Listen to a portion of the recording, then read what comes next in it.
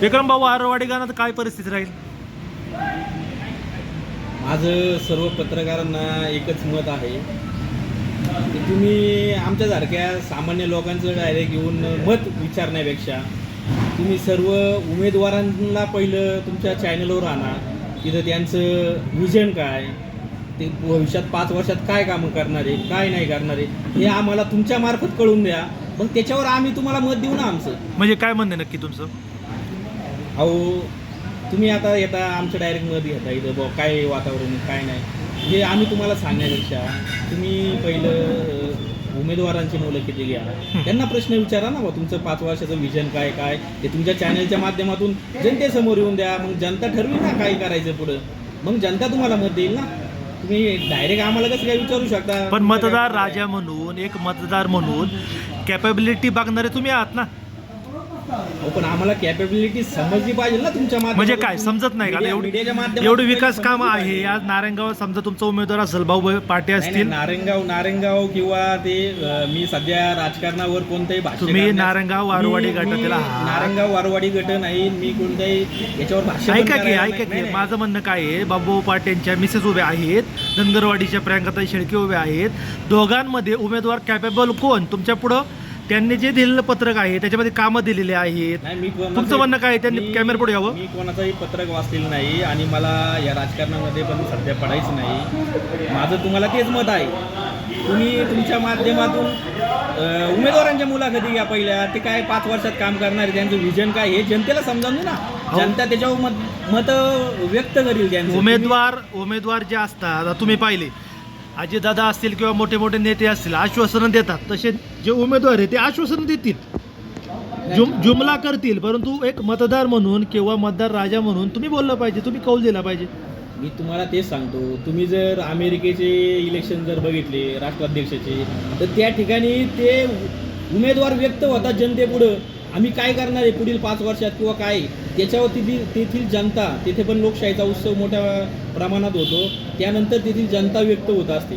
तर आज आपल्या इकडे काय झाले, सर्व पत्रकार किंवा यूट्यूब चॅनलवाले पहिले जनतेलाच विचारतात आणि मतदान हे गुप्त पद्धत आहे. त्याच्यामुळं तुम्ही कोणालाही असे प्रश्न विचारू नका.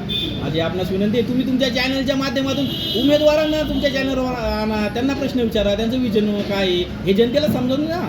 जनता 5 तारखेला जे मतदान करायचं ते करेल. सक्षम उमेदवार जो असेल त्यांना मतदान देईल जनता. आपल्या तालुक्यामध्ये साधारणतः 8 गट आहेत, बरोबर? त्याच्यामध्ये की सगळ्या याच्यामध्ये 1-2 गट सोडले तर सगळ्यामध्ये काय आहे, महिलांना आरक्षण आहे. महिला या आत्तापर्यंत बऱ्यापैकी 30% राजकारणात आहेत. बाकीच्या काही महिला गृहिणी आहेत. काहींना त्या मीडिया पुढं किंवा त्या माईक पुढं, बूम पुढं बोलता येणार नाही. ते कारण आहे का समोर न येण्याचं? नाही, हे मी काही आत्ता माझं मत देणार नाही कोणाला. मी तुम्हाला तेच सांगतो, तुम्ही आमचं मत विचारण्यापेक्षा तुम्ही किंवा जनतेचं मत विचारण्यापेक्षा उमेदवारांना तुमच्या चॅनलवर हो, पण ऐका ना, आमचं मत जर उमेदवार मीडिया पुढे येत नसेल तर जनतेचा कौल घेतला. आता आम्ही काय करू शकतो? जर उमेदवारच तुमच्या समोर येत नसेल तर आम्ही कशाला आमचं मत? नाही, उमेदवार येत नाहीये, जनता जर त्यांच्या प्रतिक्रिया स्वतःहून देत असेल तर अडचण काय? ते जनता काय स्वतःहून देत नाही. आता तुम्ही लोक आता डायरेक्ट विचारता काय हवा काय नाही. तुम्ही नका देऊ, पण जे इच्छुक आहे, ज्यांना त्यांच्या याच्यातून लोकांमध्ये संभ्रम निर्माण होतो. गावगाडा असतो, गावचे उमेदवार असतात, हे असतं, बऱ्याच वादाविवाद होतात. आता हे काही आमदारकी खासदारकी नाही, हे गावकी भावकीचं इलेक्शन आहे. किंवा जो गावात सक्षम उमेदवार जो काम करतोय, नेहमी लोकांच्या संपर्कात असतो, त्याचं इलेक्शन आहे. मग तेच तुम्हाला विचारलंय, कोण संपर्कात आहे सांगतो.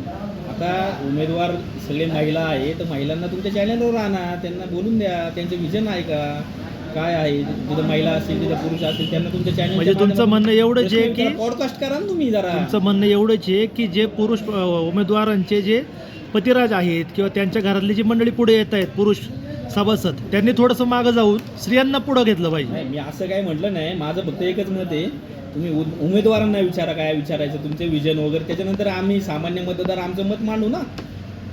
तुमच्या चॅनलच्या माध्यमातून तुम्ही त्यांना घ्या, त्यांना प्रश्न विचारा, पॉडकास्ट करा, त्यांचं विजन वगैरे तुम्ही माहिती करून जनतेपुढं प्रसारित करा ना. जनता आपोआप मत देईल त्याच्यावर.